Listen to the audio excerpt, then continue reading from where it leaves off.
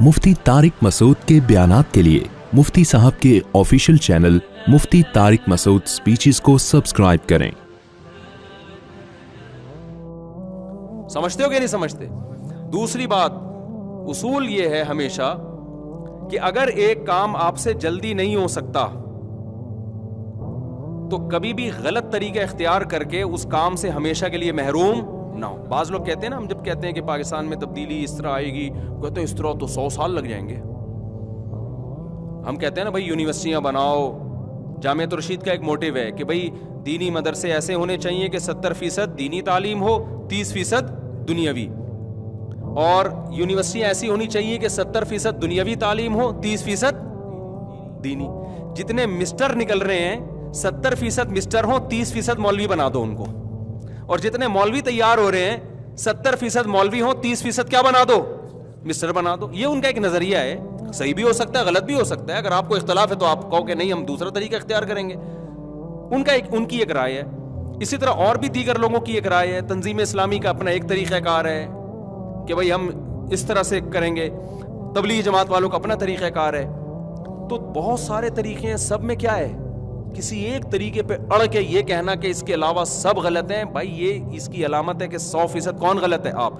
अब जब उनको कहा जाता है तबलीग जमात का एक तरीका है, जामियत रशीद का एक मोटिव है, फलाने का एक, तो कहते हैं अबे इस तरह तो 100 साल लग जाएंगे पाकिस्तान में तब्दीली आते आते।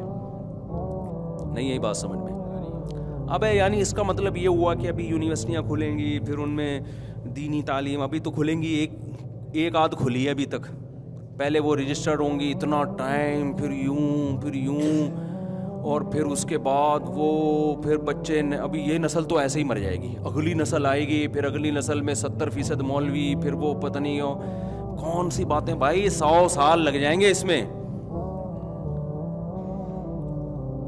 लिहाजा ये तरीका ठीक नहीं है। इसका मतलब है कि अगर किसी काम में 100 साल लग रहे हैं ना, तो जल्दबाजी में वो काम करो कि 100 साल में भी ना हो। फिर ये भी हमारी कौम का एक मिजाज है। लोग कहते हैं नबी सल्लल्लाहु अलैहि वसल्लम ने जो तरीका इख्तियार किया था ना, 23 साल में इनकलाब आ गया था, लिहाजा हम भी कम से कम 23 साल में क्या लाएंगे? इनकलाब। ओ भाई ये नहीं है। रसूलुल्लाह सल्लल्लाहु अलैहि वसल्लम आखिरी नबी हैं, आपकी जिम्मेदारी, अल्लाह ने उम्र थोड़ी दी और आपके काम में बे इंतहा बरकत रखी है, लेकिन आप सल्लल्लाहु अलैहि वसल्लम की सीरत में हमें यह बता दिया कि 23 साल में जो तरीका कार है ना, वो तरीका चेंज नहीं होगा, चाहे 2300 साल लग जाए तुम्हें, तरीका मेथड यही है। तो नबी को तो टाइम थोड़ा दिया गया, आखिरी नबी है ना, तो आपने वो सारे तरीके इख्तियार किए जो उस जमाने के लिहाज से सूटेबल हो सकते थे। उसमें हमें यह बता दिया गया कि तरीका यही रहेगा, चाहे नतीजा 23 साल में निकले या 2300 साल में निकले, उस तरीके से आपने हटना नहीं। और वो तरीका क्या है? ग्राउंड रियलिटी को देखकर असबाब की दुनिया में गौर करना है कि असबाब की दुनिया में यह तरीका कारगर रहेगा या नहीं रहेगा। अगर असबाब आपको उसकी इजाजत नहीं दे रहे, असबाब का मतलब समझते हैं? देखो अल्लाह ने दुनिया को जोड़ दिया है असबाब के साथ। प्यास कैसे बुझेगी आपकी? पानी पिएंगे, दुआओं से नहीं बुझती।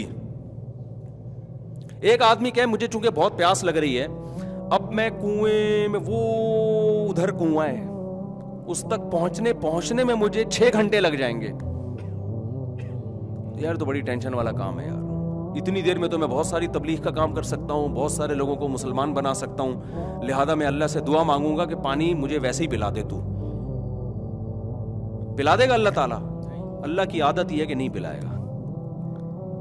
अल्लाह कहेंगे जैसे तमीज से सारी दुनिया पानी पीती है ना, तो तुझे भी पानी, चाहे तू मुबल्लिग है, चाहे तू मुफ्ती है, चाहे तू बुजुर्ग है, चाहे तेरे पास टाइम है या नहीं है, दुनिया को अल्लाह ने किससे जोड़ दिया है?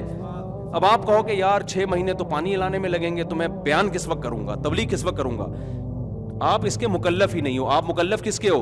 असबाब के। आपको जाना पड़ेगा, इन तमाम जरूरतों को पूरा करना पड़ेगा, जो टाइम बचेगा वो आप तबलीग में लगाओगे।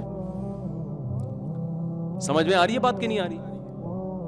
हम ये देखते हैं कि रसूलुल्लाह सल्लल्लाहु अलैहि वसल्लम के दौर में जो मोजज़े हुए हैं ना, उन मोजज़ों को देख रहे होते हैं। मोजज़ा अल्लाह की तरफ से होता है, उसमें पैगंबर की मर्जी भी शामिल हाल नहीं होती। पैगंबर को हुक्म है ग्राउंड रियलिटी को देखकर असबाब के ताने बाने जोड़कर आपने फैसला करना है। बाकी अगर मोजज़ा दिखाना होगा वो कौन दिखाएगा? अल्लाह दिखाएगा। वो अल्लाह की मर्जी है, वो अल्लाह ने कैसे करना है। जो काम अल्लाह का है उसमें हम अपने आप को आजमाइश में डाल रहे हैं, हम उस पर नजर रखे हुए हैं। जो अल्लाह ने हमारे जिम्मे लगाया है उसमें हम दिलचस्पी نہیں لے رہے. نہیں آ رہی بات میرا خیال ہے سمجھ میں؟ تو دنیا میں اللہ کا اصول ہے جو کامیابی کے اسباب اختیار کرے گا, چاہے وہ مذہبی کامیابی ہو یا دنیاوی کامیابی ہو, کامیابی اس کو ملے گی. جو اسباب اختیار نہیں کرے گا اس کو کامیابی نہیں ملے گی. یہ اللہ کا بنایا ہوا قانون ہے. جو روٹی کھائے گا اس کا پیٹ بھرے گا, نہیں کھائے گا الٹا لٹک کے دعائیں مانگے, چلے کاٹے جنگلوں میں جا کے اور وقف کر دے اپنے آپ کو, سب کچھ ملے گا, روٹی نہیں ملے گی, مر جائے گا بھوک سے, اور خودکشی کا گناہ بھی ملے گا اس کو. نہیں آ رہی میرا خیال ہے بات. ہمارے ایک دوست تھے, وہ تبلیغ میں نئے نئے وقت لگا کر آئے نا. اب تبلیغ کے اکابر تو یہ باتیں نہیں سکھاتے, ان پہ مسالہ لگ گیا زیادہ. وہ اب اکابر سے بھی آگے نکل گئے. بعض لوگوں پہ مسالہ زیادہ لگ جاتا ہے, جون پور کے قاضی بن جاتے ہیں. آ کے ہماری مسجد میں بیان کر رہے ہیں کہ تم اگر جو ہے نا اللہ کے راستے میں نکلو گے تو بیوی بچوں کا اللہ خود کفیل ہو جائے گا. یعنی ان کے خرچے پانی کی ضرورت, ان کو خرچہ پانی دینے کی ضرورت نہیں ہے, بس اللہ کے راستے میں نکلو, پیچھے اللہ ان کو خود کھلائے گا, اللہ پہ توکل کرو. ہمارے استاذ بھی وہ تبلیغ میں بہت وقت لگاتے تھے, عالم تھے وہ, انہوں نے پکڑ لیا اس کو بیان کے بعد. انہوں نے بولا اللہ کے بندے کہ یہ تبلیغ کے اکابر کی تعلیمات نہیں ہے. اس طرح کی چند چیزیں لوگ دیکھ کے نا تبلیغ سے بدگمان ہوتے ہیں. تبلیغ سے بدگمان, یہ ایک آدمی ہے نا, یہ اس کو مسالہ جون پور کا قاضی بن گیا ہے, یہ مسالہ زیادہ لگ گیا ہے. یہ تھوڑی کہ تبلیغ والے یہ چیزیں سکھا رہے ہیں. تبلیغ میں جب آپ جاؤ گے تو وہ تو پہلے یہ دیکھتے ہیں یونیورسٹی سے چھٹیاں ہیں یا نہیں ہیں. ہم نے خود ایسے کتنے لڑکے گئے ہیں, وہ بتاتے ہیں کہ انہوں نے ڈرائیور سے ہمیں واپس کیا کہ آپ کی یونیورسٹی کی بھی چھٹی نہیں ہے, پڑھائی آپ کی ہر جگہ ضائع ہو جائے گی, تو آپ جاؤ چھٹیوں میں آنا. وہ تو خود سکھا رہے ہوتے ہیں, لیکن نیچے بعض لوگوں کو مسالہ زیادہ, اس کو مسالہ اتنا لگ گیا. اس نے کہا کہ بھائی بیان میں کہہ رہے کہ بھائی کہ جو ہے نا وہ آپ بیوی بچوں کی پرواہ چھوڑ دو, تبلیغ میں نکلو, کھلائے گا کون؟ اللہ, کیونکہ اللہ پہ توکل کرو گے. تو ہمارے استاذ مفتی بھی تھے, انہوں نے پکڑ لیا اس کو, کہنے لگا خدا, وہ تھے بھی پٹھان, وہ بڑے غصے والے نا, ایسی بڑی بڑی آنکھیں نکال کے نا جب کسی کو دیکھتے تھے لوگ ڈر جاتے تھے. ایک دن میں نے ان سے یہاں بیان کروایا, لوگ کہہ رہے ہیں بھائی بہت خطرناک استاد ہیں. وہ نا ان کی آنکھیں بھی بڑی بڑی, اچھا طبیعت میں جوش بھی بہت ان کے, ایسے کر کے نا وہ غصے میں. انہوں نے بلا لیا اس کو, گڈی میں سائڈ دلا ہوئے. بیان کے بعد نا شکر ہے بیان میں نہیں روکا اس کو, انہوں نے کہا ادھر آپ. انہوں نے بولا تو نے جو یہ بتایا ہے کہ بیوی بچوں کے حقوق پورے کیے بغیر تبلیغ میں نکل جاؤ, تو تبلیغ میں جائے گا کیا سیکھنے کے لیے؟ اسلام سیکھنے کے لیے جائے گا نا, یا اسلام کی تبلیغ کرنے کے لیے جائے گا؟ تو اسلام تو دو چیزوں کے نام ہے, اللہ کے حقوق اور مخلوق کے حقوق. تو مخلوق میں تو والدین بیوی بچے سب سے پہلے ہیں, انہی کے حقوق کو توڑ کے جائے گا تو سکھائے گا کیا؟ آدھا اسلام تو نے کیا کر دیا, ختم کر دیا, بچا کیا ہے؟ نہیں یہ بات سمجھ میں. تو مجھے ان کا اسٹائل بڑا اچھا لگا کہ ایسی ٹو دا پوائنٹ بات کی نا انہوں نے. مفتی تھے نا, تو انہوں نے بات کیا کہ انہوں نے کہا کہ بھائی تو جب جائے گا اسلام سکھانے کے لیے, تو اسلام نام کس چیز کا ہے؟ اللہ کے حقوق, اور آدھا اسلام اللہ کے حقوق, آدھا کس کا؟ مخلوق کے حقوق. تو مخلوق میں ماں باپ, بیوی اور بچے, یہ تو سب سے پہلے ہے نا. تو انہی کے حقوق توڑ کے جب تو تبلیغ میں جائے گا تو آدھا تو اسلام تو نے کیا کر دیا, ختم ہی کر دیا. اب سکھائے گا کیا لوگوں کو؟ انہوں نے کہا یہی چیز تو آپ تبلیغ میں نکلتے ہو سکھانے کے لیے کہ اللہ کے حقوق بھی پورے کرو اور ماں باپ اور بیوی بچوں کے حقوق بھی پورے کرو. تو یہ تو کرنے پڑیں گے, تو فرض عین ہے. سمجھ میں آ رہی ہے بات کہ نہیں آ رہی؟ تو اب اس میں بھی کیا ہوا, اس نے مقصد کو کیا بنا لیا, ذریعہ بنا لیا. سوری, ذریعے کو کیا بنا لیا, مقصد بنا لیا. اپنی سوچ سے نا, کہ جو تبلیغ میں نکلنے ہی کو کیا بنا لیا, مقصد بنا لیا. حالانکہ وہ مقصد نہیں ہے, وہ مقصد تک پہنچنے کا ایک ذریعہ ہے. تو اسی, اب مقصد تو ہے کہ اللہ کے حقوق بھی پورے ہوں اور مخلوق کے حقوق بھی پورے ہوں. تو مقاصد پہ کبھی سمجھوتا, سمجھ لو, خوب سمجھ لو, کبھی بھی سمجھوتا نہیں ہوتا, ذرائع پہ سمجھوتا ہوتا ہے. ذرائع میں یہ ہے کہ بھئی ابھی یہ ہے کہ بھئی یہ ابھی جیسے ایک آدمی کو پتا ہے کہ کھانے کو گھر میں روٹی نہیں ہے, میں جماعت میں نکلوں گا تو میں راشن پانی کا انتظام نہیں کر سکتا. تو اس وقت کیونکہ ذریعہ ہے نا, تو ذریعے کو کیا کیا جائے گا, قربان, ذریعے کو قربان کیا جائے گا. اور تبلیغ کے اکابر بھی یہی کہتے ہیں بھائی, وہ پوچھتے ہیں کہ کیا گھر میں کیا انتظام کر کے جا رہے ہو, کتنے پیسے چھوڑ کے جا رہے ہو, اگر کہ کچھ بھی نہیں چھوڑ کے جا رہا تو وہ کہیں گے بھائی پھر وہ جانے نہیں دیتے. وہ کہہ رہے ہیں پہلے انتظام تو کرو نا, گھر میں کھانے پینے کا انتظام کرو. تو اسی طرح خوب اچھی طرح سمجھ لو, بات سے بات چلتی ہے, میرا اصل بیان ہی رہ جاتا ہے, لیکن یہ ساری باتیں کام کی ہوتی ہیں نا. ہمیں کیا, ہم نے وہی بات ہے نا, مقصد کو دیکھنا ہے نا. ذریعے کو تھوڑی دیکھنا ہے یار, جو مقصد ہے نا وہ تو یہی ہے کہ دین کی نالج آئے اور عمل کی توفیق ملے نا, تو وہی ہے نا, کانسیپٹ کلیئر ہوں بہت ساری چیزوں میں. تو ہمارے ہاں بہت بڑا مسئلہ کیا ہے, مقاصد کو ہٹا کے ذریعے کو کیا بنا لیتے ہیں, مقصد. ہم رسول اللہ صلی اللہ علیہ وسلم کی سیرت میں دیکھتے ہیں, جو آپ کی 10 سال کی سیرت اور 13 سال کی, تقریباً یہ 23 سال کی سیرت میں آپ کو قدم با قدم یہ ملے گا کہ آپ نے کسی ایک طریقے کو فوکس نہیں کیا. جہاں آپ نے سمجھا تلوار میں فائدہ ہے وہاں کیا تلوار, جہاں آپ نے سمجھا جنگ کو ٹالنے میں اسلام کا فائدہ ہے وہاں جہاد کے اتنے فضائل بیان کرنے کے باوجود بھی آپ نے جنگ کو ٹالا ہے.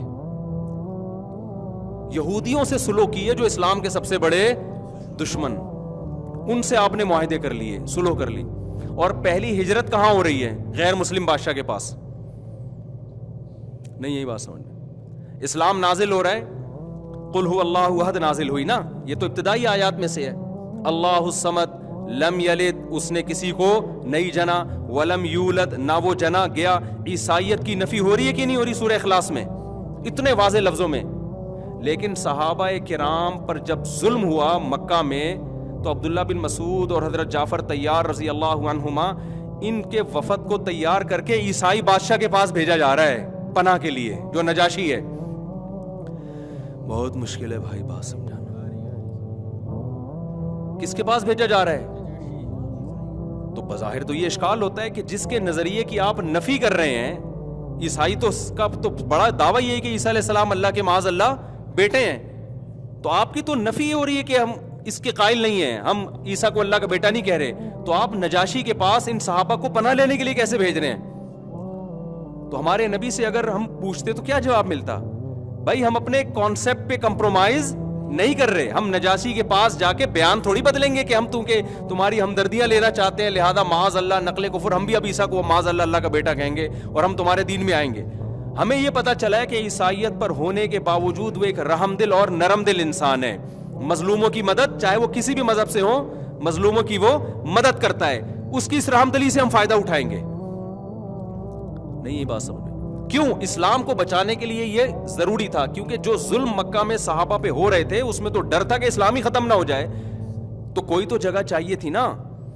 ابے کیا ہو گیا, دیکھو نبی یہ بھی تو کر سکتے تھے نا کہ ہم بجائے عیسائی بادشاہ سے مدد لیں اور اس سے پناہ لیں اور اس کے محل میں جائیں, تو بہتر نہیں ہے کہ ہم اللہ سے مدد مانگیں, تو ہم تہجد کی رکعتیں تھوڑی اور زیادہ بڑھا دیتے ہیں. کیا خیال ہے, صبح یہ وظیفہ, شام کو یہ وظیفہ, اور لا الہ الا انت سبحانک انی کنت من الظالمین, اس وظیفے کو پڑھ کر جب یونس علیہ السلام کو مچھلی کے پیٹ میں سمندر کی تہ میں نجات مل سکتی ہے, تو ہمیں مکہ میں مشرکین کے ظلم سے نجات کیوں نہیں مل سکتی؟